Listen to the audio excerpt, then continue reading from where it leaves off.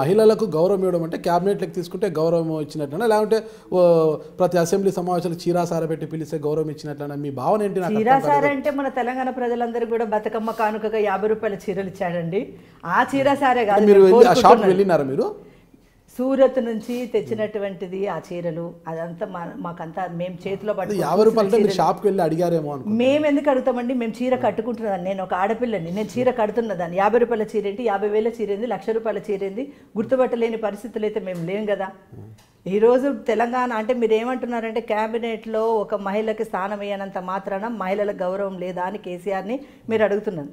ఖచ్చితంగా మహిళలకు క్యాబినెట్లోనే కాదు, అసలు వారు ఎక్కడ గౌరవిస్తున్నారు మహిళల్ని, ఏ రకంగా ఇస్తున్నారు? ఎక్కడ గౌరవించడం లేదో మీరు చెప్పండి.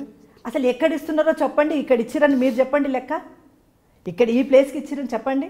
అసలు మహిళలు అంటే వారి కుటుంబ సభ్యులే, ఒక కల్వకుంట్ల కుటుంబ సభ్యులకు మాత్రమే మహిళలు అనేటువంటి ఒక వారి భావన అనమాట.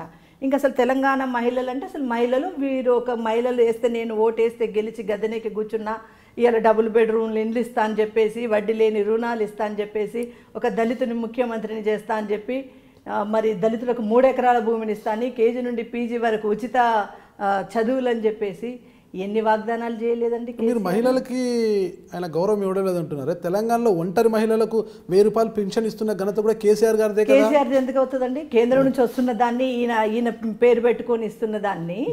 ఇది నేను ఒకటే, ఈరోజు కేసీఆర్ది మీరేమంటున్నారంటే ఒక క్యాబినెట్లో ఒక మంత్రి ఇవ్వకపోయినంత మాత్రాన గౌరవించలేదని కాదు. ఏ రకంగా చూసినా ఎందులో చూసినా వారు ఇస్తున్నటువంటి మహిళలకు ఎంతవరకు గౌరవం ఇస్తున్నారు ఎంత లేదు అనేది మాకు అర్థమవుతోంది. ఇక్కడ ఎందుకంటే ఏర్పడిన తెలంగాణ కదా, ఇది ఆంధ్ర రాష్ట్రంతో విడిపోయి ఏర్పడిన తెలంగాణ కదా, కొద్దిగా అభివృద్ధి పరంగా పయనించాలంటే అభివృద్ధి పరంగా అంటే మహిళల్లో ఆ ఒక విధమైన అంటే అంత పరిపాలన చేసే పరిపక్వత ఉందో లేదో అని ఆయన ఆలోచించారేమో కదా. అందుకు పురుషులు అయితే అంత సీనియర్లు ఉన్నారు కూడా వాళ్ళకి ఇచ్చేస్తే కొద్దిగా అభివృద్ధి పైన వైపు నడవచ్చు కదా తెలంగాణ ఉద్దేశంతో చేరేమో. నెక్స్ట్ మళ్ళీ కేసీఆర్ గారు సర్కారు వస్తే అప్పుడు ఇస్తారేమో కదా క్యాబినెట్. అంటే ఇది చాలా నవ్వొస్తున్న విషయం. కేసీఆర్ ఆలోచన విధానం అట్లా ఉంది అంటే మహిళలు అయితే ఏమీ చేయలేరేమో, ఈ తెలంగాణ రాష్ట్రం కొత్త రాష్ట్రం అభివృద్ధిలోకి మహిళలైతే నిజంగా వారి అభిప్రాయం అది ఉంటే సిగ్గుపడాల్సినటువంటి అవసరం ఉంది. కేసీఆర్ తెలంగాణ బిడ్డగా పుట్టినందుకు ఇవాళ ఈ తెలంగాణ రాష్ట్రంలో తెలంగాణ రాష్ట్ర ఏర్పాటు కోసము ఎంతోమంది మహిళలు రోడ్ల మీదకి వచ్చి యుద్ధం చేస్తేనే ఇవాళ రాష్ట్రం ఏర్పడ్డది. ఆనాడు చాకలైలమ్మ ఏ విధంగా అయితే పోరాటం చేసింది, ఆమె మహిళ కాదా? ఆ రోజు మనము ఉద్యమంలో ఆమె పేరుగాంచి మరి తెలంగాణ ఉద్యమంలో ఒక గొప్ప పేరు తీసుకొచ్చుకోలేదా? మరి మొన్న పోయినటువంటి తెలంగాణ ఉద్యమంలో కూడా అనేక మంది మహిళలు, అందులో నేను కూడా పాల్గొన్నాను మహిళగా. నేను ఒక తెలంగాణ బంగారు తెలంగాణ తెచ్చుకోవాలంటా ఉన్నారు. ఈ బంగారు తెలంగాణ రాష్ట్రం మనకు కావాలి, ఎందుకంటే ఆంధ్రోలో వచ్చేసి నీళ్లు దోసుకుపోతుర్రు, నిధులు తీసుకుపోతుర్రు, గనులు తీసుకుపోతుర్రు, ఏమీ లేవు, అన్నీ వాళ్ళే అనుభవిస్తూ ఉన్నారు. మరి మన రాష్ట్రం మనకు ఏర్పాటు అయిపోతే మనం బంగారు తెలంగాణ చేసుకోవచ్చు అని కేసీఆర్ చెప్పినప్పుడు సబ్బండ వర్గాలు, అందులో ముఖ్యంగా మహిళల పాత్రే అతి గొప్ప అయినటువంటి పాత్ర అని కేసీఆర్ మర్చిపోయాడు.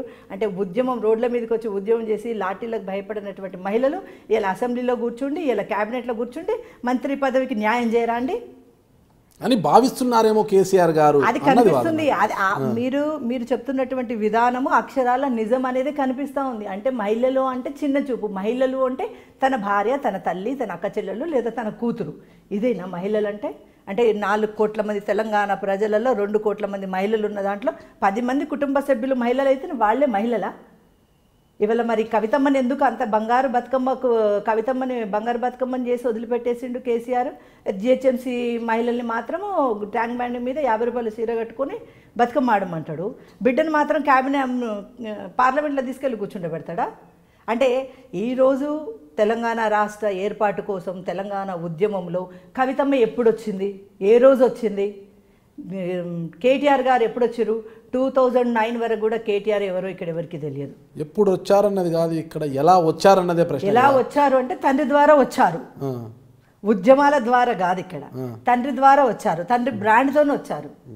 తండ్రి పేరు కల్వకుంట్ల చంద్రశేఖరరావు గారి కొడుకుగా కల్వకుంట్ల తారక రామారావు గారు, కల్వకుంట్ల కవిత గారు, ఇంకా నిన్న మొన్న అయితే ఇంటి పేరు వేరు కానీ సంతోష్, హరీష్. అంటే ఈ తెలంగాణ బంగారు తెలంగాణ చెప్పినటువంటి కేసీఆర్ అమరుల పునాదుల మీద ఏర్పడ్డటువంటి తెలంగాణ రాష్ట్రాన్ని ఎంతోమంది మలి దశలో ఎంతోమంది అమరులైపోయిండ్రు యువత మొత్తం కూడా చాలా మట్టుకు 1400-1200 మందిని అసెంబ్లీ సాక్షిగా చెప్పినటువంటి కేసీఆర్ అమరులైనరు ఇంతమందికి అని చెప్పి ఆయన చెప్పినటువంటి ఆయన మళ్ళీ 400 కుదించిండు. అంటే ఇవాళ ఎమ్మెల్యేలకేమో పాపం వాళ్ళకు జీతభత్యాలు సరిపోవట్లేదని 3 లక్షల రూపాయల జీతాలు పెంచుతావు. మరి బిడ్డలు కోల్పోయినటువంటి వాళ్ళ చాతగానితనంలో తల్లిదండ్రులు ఉన్నారు, మరి వాళ్లకు 10 లక్షలు ఇవ్వడానికి మీరు కింద మీద ఎందుకయ్యారని చెప్పేసి మేము కేసీఆర్ని ప్రశ్నిస్తూ ఉన్నాం. ఇవాళ బంగారు తెలంగాణ ఏర్పడ్డదంటేనే ఎంతోమంది అమరులు అయితేనే బంగారు తెలంగాణ వచ్చింది. కానీ అమరుల పునాదుల మీద బంగారు కూర్చేసుకుని ఇవాళ కేసీఆర్ కూర్చుండి ఆ కింద వాళ్ళ ఆత్మలు ఘోషిస్తూ ఉంటే అందులో ఆనందం పొందుతున్నట్టు కనబడతా ఉంది. ఇక్కడ ఆయన అమరుల ఘోషని వింటూ ఆనందపడుతున్నట్టుగా